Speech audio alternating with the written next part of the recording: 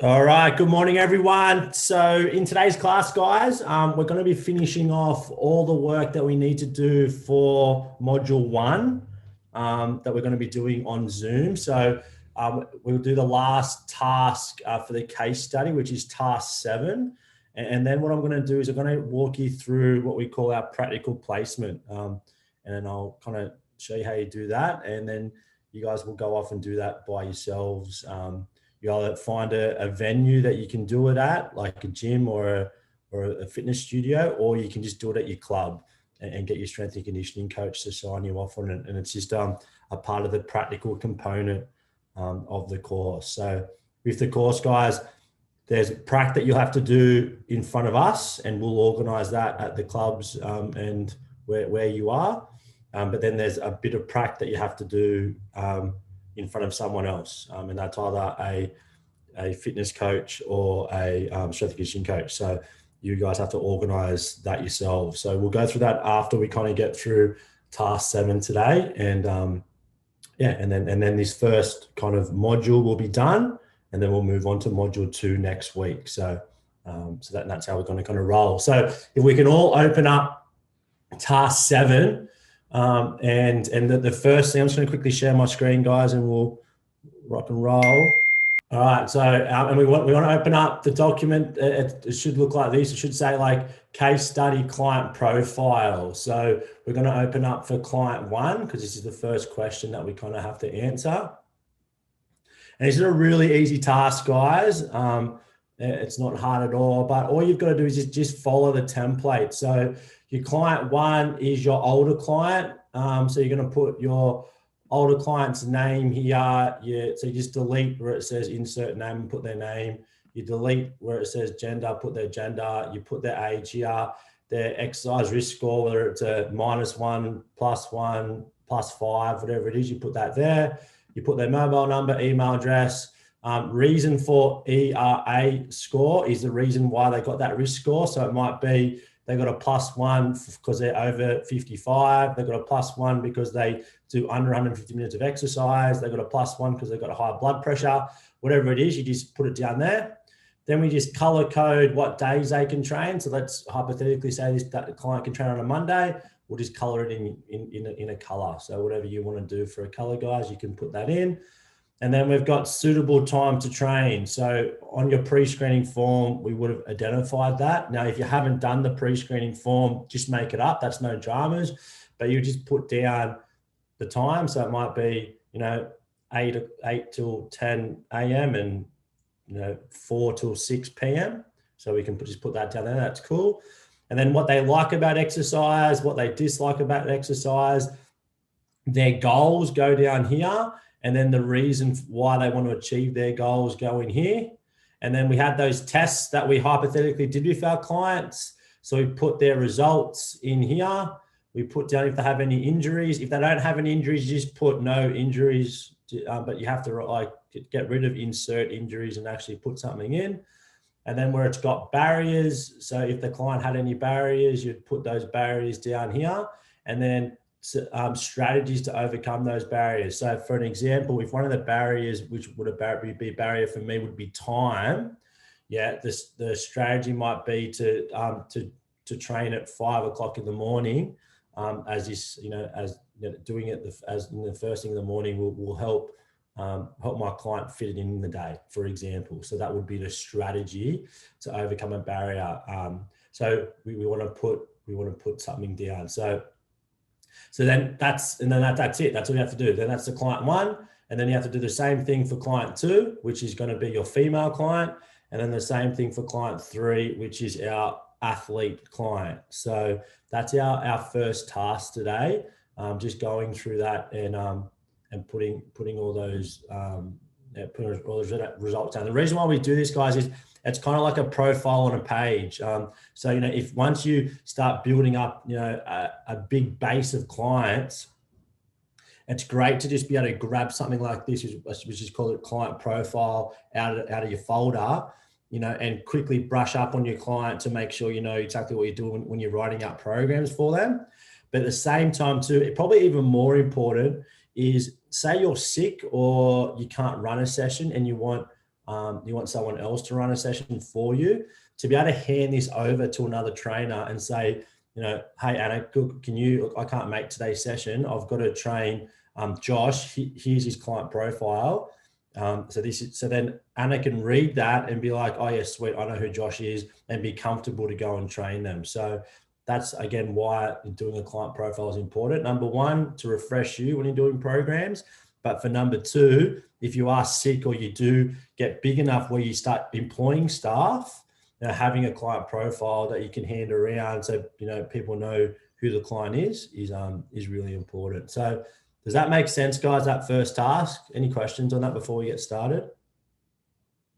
No, pretty straightforward. Sweet. All right, so what I'm going to do is I'm going to just break you up into your own little breakout room so you can just be working by yourself, and I'll pop into each room, guys, make sure you know what you're doing, help you out a little bit. This probably will take us maybe about 20 minutes to get through. So we'll just, try and get through this as quickly as possible. Then we'll come back in and we'll work together through the other questions. So let me put you in those breakout rooms now. All right, so we're going to move on to question 7.2 now. If you haven't finished 7.1, which is those client profiles, all good. Just, we've all got the understanding of those now, so we can kind of just get them done later on. But moving on to 7.2, guys, I want to kind of work through this with you to make sure you really understand this, and then we can kind of work through it together. So in 7.2, it's pretty much taking what you just did in those client profiles and then putting it down on, like, in written form on a page, which someone then now could read as like a report. So everything that was in that client profile are all the main things. So in this summary report, but the first thing is the results and outcomes of the pre-screening and appraisal. So, and it's the key points, which is everything we just put down in here. So everything we just put down in here are all the key findings. So now you're just putting it down into a written paragraph, like a couple of paragraphs. So you might start off here with part one, by saying, like, John Hutchinson is a 55-year-old male who's a low-risk client.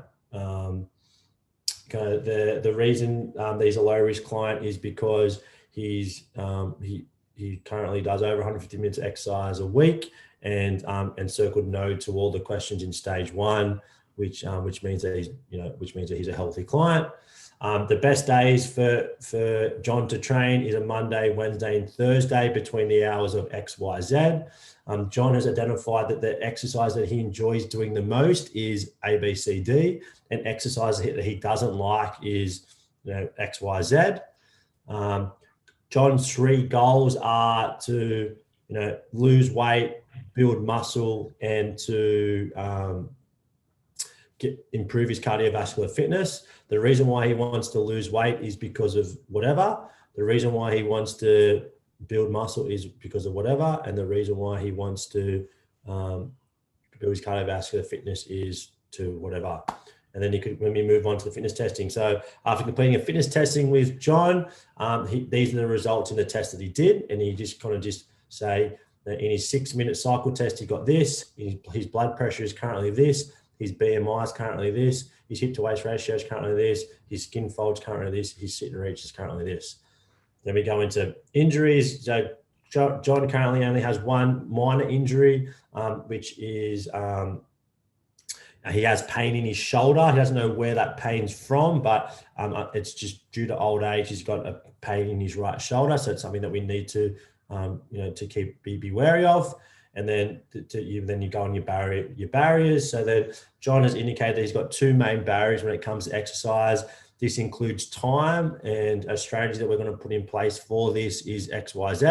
And the other barrier is he's got a fear of falling over when exercising and hurting himself. So we're going to put X, Y, Z into place so that doesn't happen. Does that make sense, guys? So you're kind of going to use this information here to put it together in the first part of the report. The second part, which is then we've got to then finalize his program. So the second part, we're going to talk about what the program would be for each one of our clients. And as our tutor note says here, it just says describe the program plan that you have created for your client, including the training type. So what type of training would you do? Well, is it resistance training? Is it cardio training? Is it outdoor training? Is it just all indoor? Is it balance, stability, whatever that type of training is? The components, so strength, is a component of training. Hypertrophy is building muscle. Is it power? So what are the components that we're trying to build? And then we're looking at like what are our rep sets, our rest periods, and then what we can do, guys, to make this next question really easy in the way that I would structure it is just use the FIT principle. So the FIT principle is FITT. So F stands for frequency, I stands for intensity, T stands for time, and the other T stands for type. So for me, for this second question, when we're talking about describing the program, I would just say, using the FIT principle, this would be the program I would put my client through. Frequency is 4 days a week. Yeah. Why? The reason why I've chosen to do 4 days a week is this will keep my client consistent with his training and allow him to have a rest period in between each day. Intensity. The intensity is going to be between a 3 and a 6 RPE. Why? My client is over the age of 55.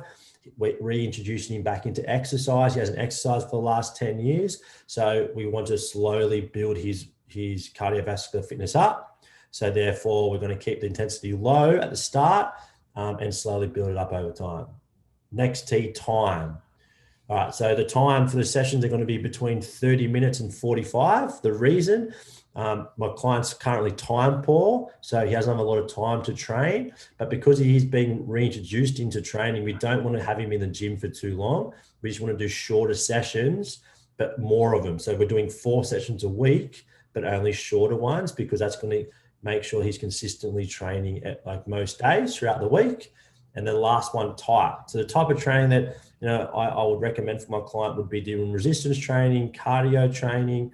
I would have him doing with his resistance training, making sure that he's doing both pin loaded machines to help him build his strength, but also free weights to help build stability in his joints. We could look at doing some flexibility training because he's in his testing, he scored really poor in his flexibility. I'd also look at doing some core training to help with his balance. And I would also look at doing some circuit training. So we're mixing both cardio and strength in the same session. And that's because we're only training for 30 minutes. We want to maximize that time in the gym. All right. So then that's how you kind of put all that together. So how we feel with that, guys? We feel okay with that? Yeah, all good. Yeah. All good? Yeah. Yep, all sweet, man. All sweet. All right. So I'll put you back into your own little breakout rooms. And again, guys, I'll come through into each one and I'll kind of help you guys out. Okay. So don't feel like you have to do this by yourself. I'll jump in and make sure I'm helping you out. But the first part of it is really simple because you're literally just using what we just did in that first part of the session with those client profiles and just putting all that stuff down in a couple of paragraphs, and then we'll move on to the actual program. So let's jump back into those rooms and yeah, we'll keep going through.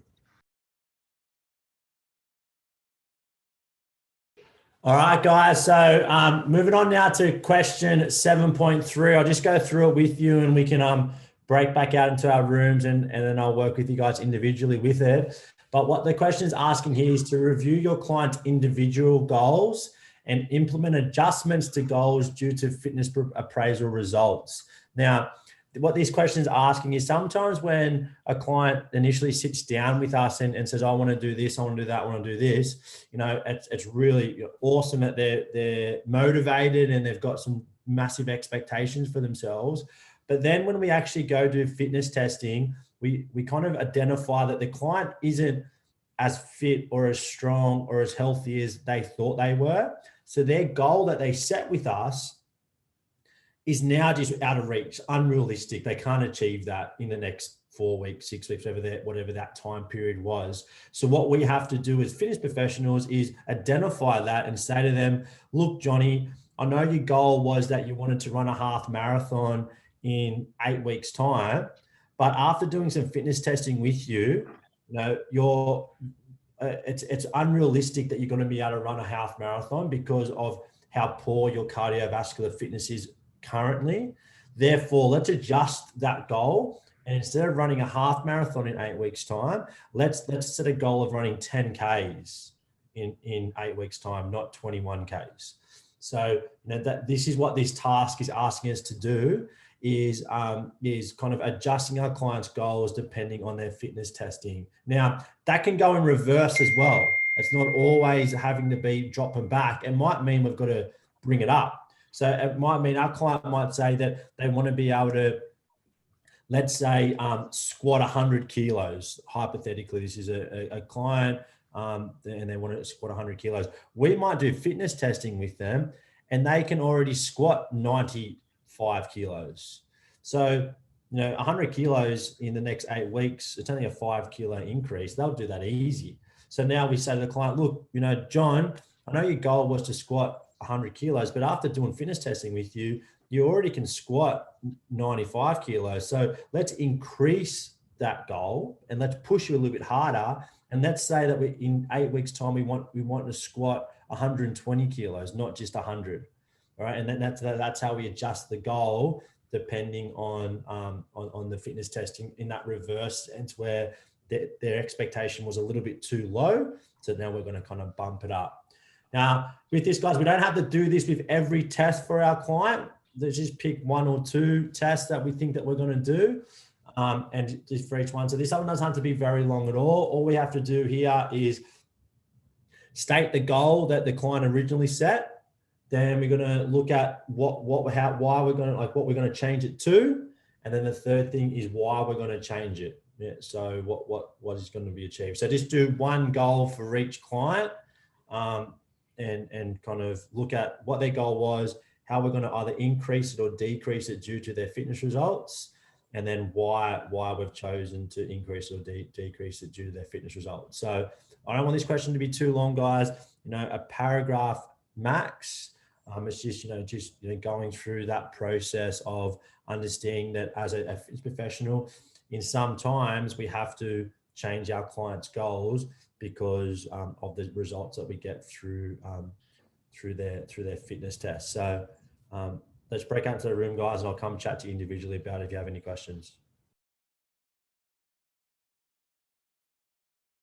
All right, guys, so moving now on to question 7.4, and this is one that we can do that is super quick, super easy. And what this question is looking at is, again, as a fitness professional, our clients have goals, and what the goals that we set for our clients are needs. So what our client needs to work on, because we've identified that is, potentially something that is going to cause injury or harm, or potentially is something that is more important than what their goals are for health reasons. So probably the main need that every Australian needs to work on is mobility and flexibility. So when the client has no idea about their goals might be, I want to lose weight, I want to increase my cardiovascular fitness, I want to tone up.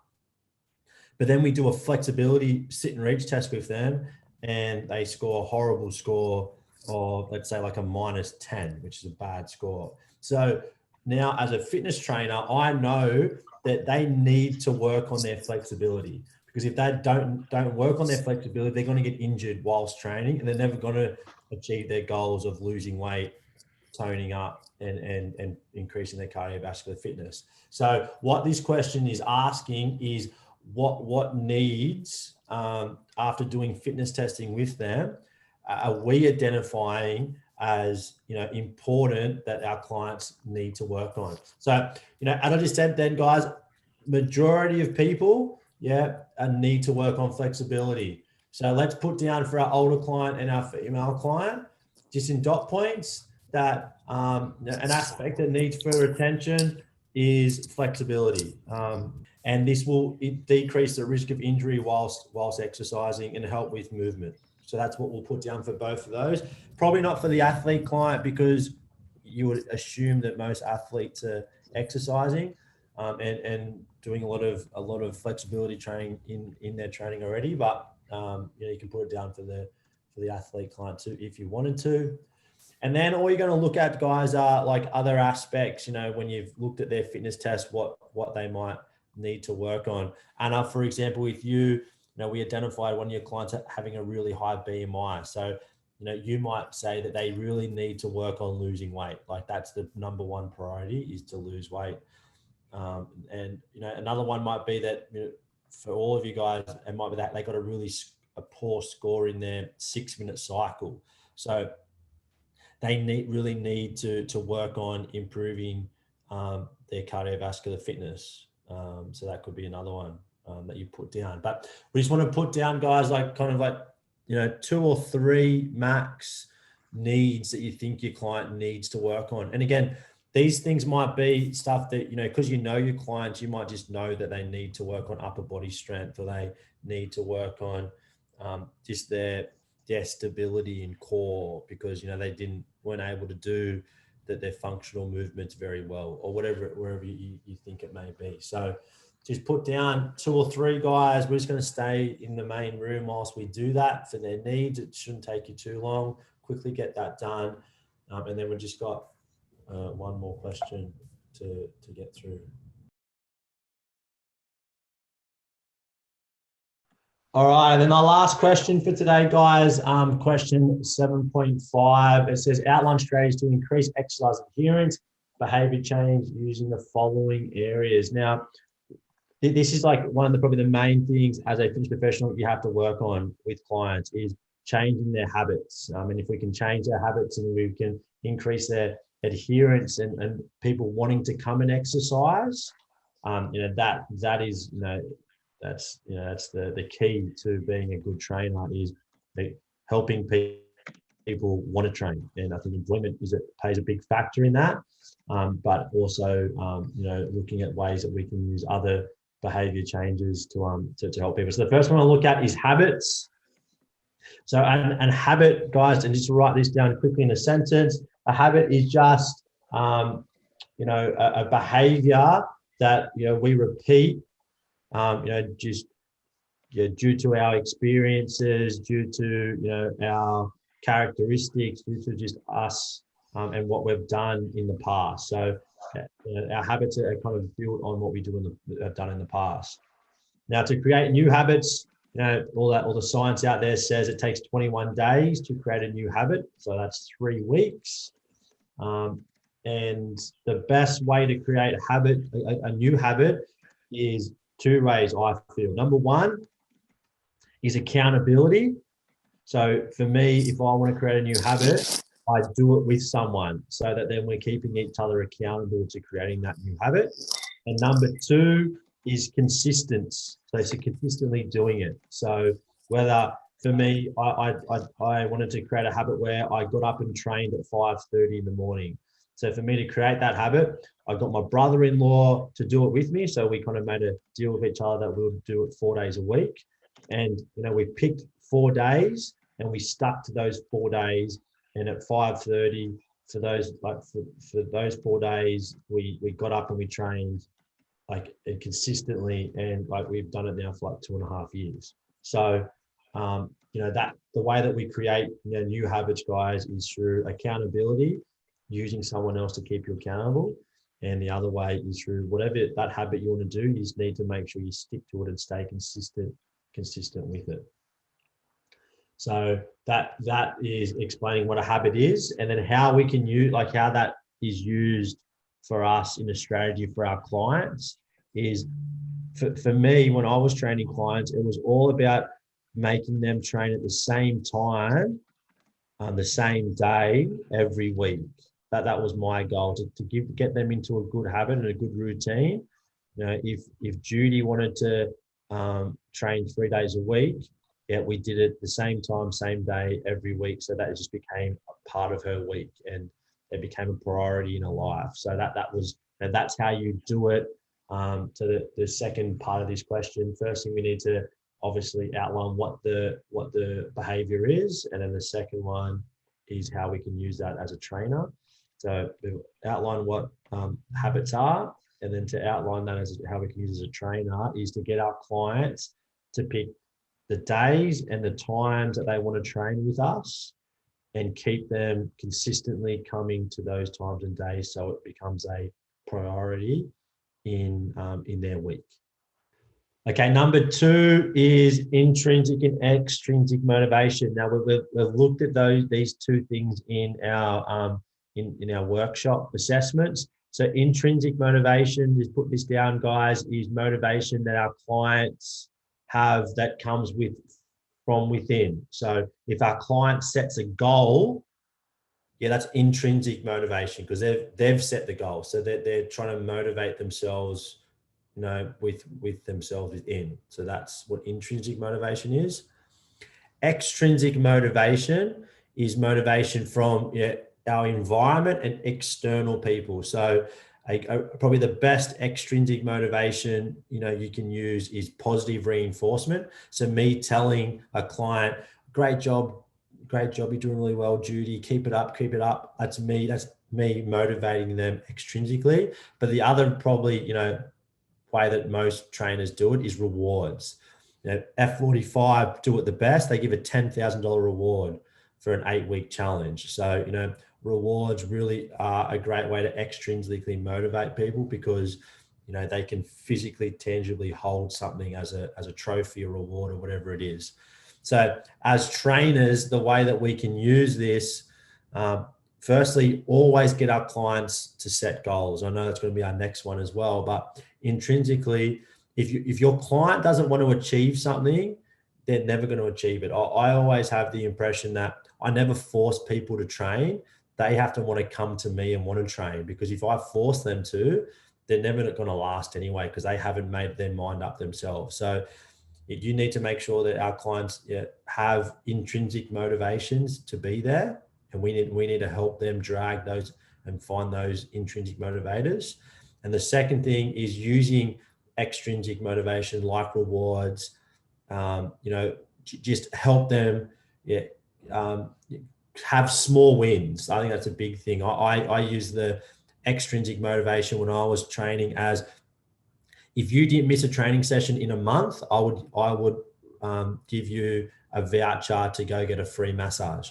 And that worked so well because everyone just wanted that free massage. Even if they didn't use it, some of my clients never even went for the free massage. It was just, that achieving that, was a great way to keep them accountable to their training, because it wasn't about results. It was just about showing up. So if you came to your training sessions that you scheduled in for a month, you would get a voucher for a free massage. So it's a great way to motivate people to stay accountable to their training. And the last one is goal setting. And the reason why goal setting is so important is because you do not consistently stay with your training. I don't care who you are. I honestly don't care who you are unless you have a goal that you're working towards.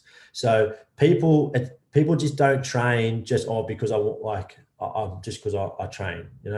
Every person that you see train consistently in the gym are working towards some sort of goal, whether that's, as an athlete, you'd be wanting to be a better athlete. You're wanting to make it into first grade. You want it to, make it into a grand final as a team. Like you're working towards a goal, and that's why you train as hard as you do. And it's the same for everyday people. It's very hard to train just to train. And I now myself in that position where, as an athlete, you could always have something to work towards, and now trying to find new things to work towards is quite hard. Like, I don't want to get stronger anymore. So, it's very hard for me to keep motivated to go to the gym. So I've got to look at new goals. Like when I first finished playing footy, I did a triathlon. Like I wanted to run a triathlon. So I had that as a goal. I've done like half marathons. I've done those Tough Mudder runs. So having a goal to work towards is really important. One of my goals I'm working on at the moment is I'm trying to get under 80 kilos. So I've always been around about 86 kilos. When I was playing footy, I was around about 92 kilos. So now my goal is trying to get under 80. So you have to have something to work towards, or you just don't train. It's just really hard to train. So setting goals, guys, gives your client a reason to train, and it helps you motivate them to train. So let's just put something down around that for goals. All right, so I know we went through that took us a fair long time today, guys, to get through that last task, and I know we haven't all finished that, so I do need you to get through it. We've got about 9 minutes left of today's session. I'm going to put a whole video together to really go in a bit more detail about this practical placement, but I did want to quickly just show you that today. We'll just go over it for 5 minutes. You can ask me some questions if you've got any questions about it before we jet off, but I will put a bit more of a detailed video together and put it up on Classroom for you so that you can kind of go through that, so you know what you have to do with this practical placement, because it's not hard, but by going through it and me talking through it, it will make it easier for you when you're actually doing it with whoever you're doing it with. All right, so with our practical placement, guys, let me quickly share my screen.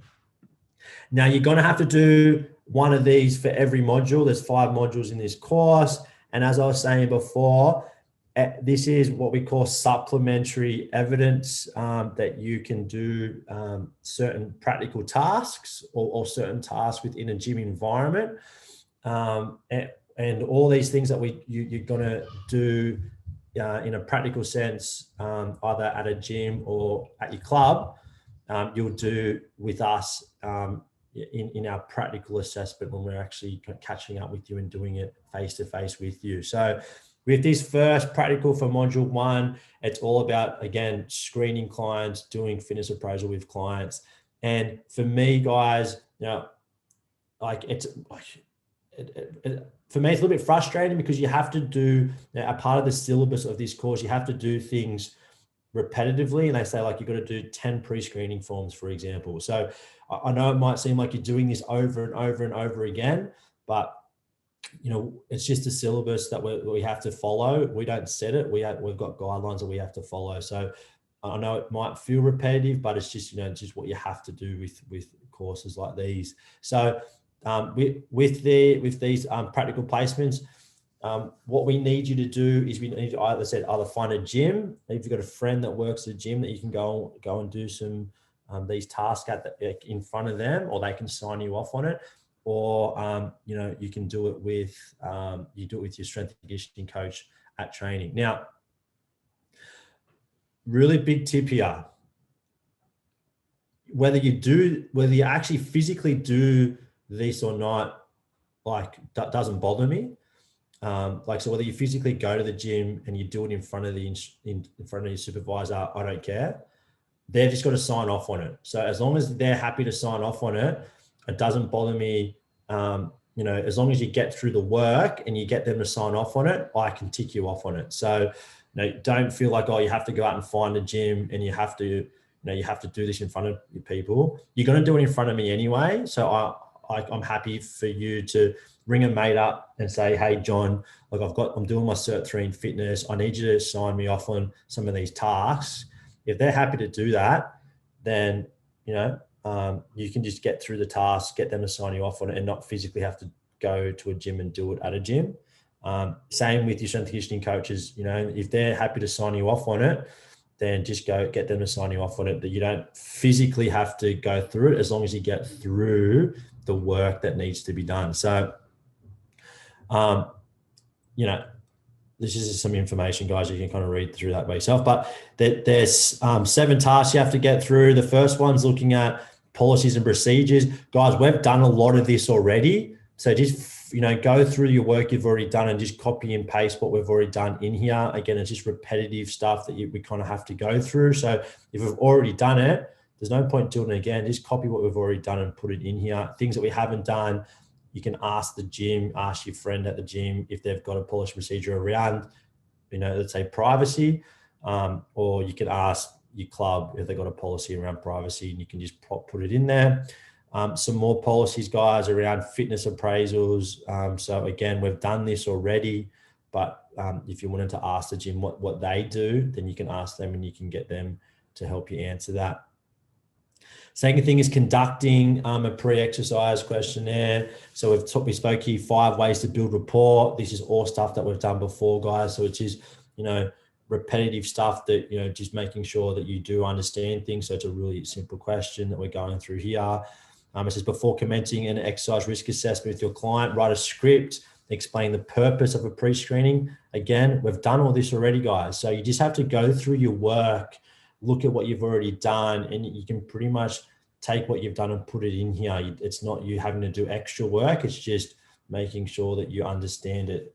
We've kind of already gone over this already. So you can kind of you should know this already, guys. So then you've got to conduct a pre-screening with two other clients now. We've already done 3.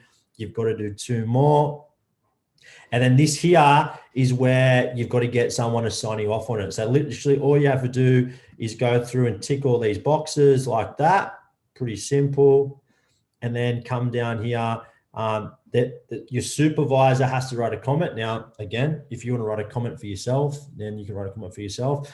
And then they've just got to sign off on it and put their date. Now, because this is it's hard to sign for it, guys. But all I ask for you to do is come up to here where it's got font, go down and just pick a font that looks like a signature. You could use that one and just put the person's name. That's I'm more than happy for you to do that for a signature. That's cool. And then put the date that was achieved. And then that's how you get your person to sign off on it. Cool. And so there's all these tasks, guys, you have to get through. Again, I'll put a video together to kind of explain each one of those tasks, but everything that you're doing, you've done before. So it's nothing new. It's just you having to repeat things. And then right at the end, guys, here, it's got workplace supervisor report, supplementary evidence. So this is where, us have to, like me as the RTO, just have to, we say here that we're going to ring up your supervisor and talk through them. We're not really going to do that, guys. It's just, we're just going to show evidence that we are. But we'll just fill this out on our end. So don't feel like, don't tell your supervisor, you'll get a call from Leon and he's going to ask you all these questions. We'll just kind of make this up just to say that we have done it and just put it in as a report. So as long as you get through this, guys, and you can sign it off. And then the last piece of the puzzle is that whoever is signing you off on this, we need to get their qualifications to show that they're qualified to sign you off on it. So you have to have a minimum a Cert 4 qualification, or if it's a strength and conditioning coach, they've got to have like a level 1 or 2 strength and conditioning. So everyone should have a Cert 4, but yeah, a level 1 or 2 certificate. So you'll have to like submit that as well as evidence to show that your supervisor, whoever signs you off, is qualified to sign you off. So that's pretty much the way that these practical placements will work. And as I said, you've got one of these for each module that you kind of have to get through by yourself, and then hand in at the ends. But outside that, guys, any questions on that before we shoot off? I know that was rushed, but yeah, any questions? All good. All good? Well, sweet, Leon. Thank you. No dramas. All right, guys. Well, that's it for today. Thank you for on. You got to finish off task 7. Get all that stuff done, hand it in. You've got that practical that you'll get through. Now that you've finished all module 1, what will happen now? You'll see is that it'll start being marked and reviewed. So if you have got some things wrong, it'll be handed back to you and be told exactly what you have to do to fix it up. Or what will happen is it'll start giving you grades for the stuff that you've done. So it'll start grading you and telling you that you've passed all your work for module 1. So, and we're going to next week move on to module 2, which is program writing. So it's actually starting to write programs up for our clients and how we structure programs and how we put programs together. So that's moving on to next week and the next 4 weeks of class. So good start, guys. First 4 weeks down. First module pretty much finished. So now we're going to move on to module 2. Sweet.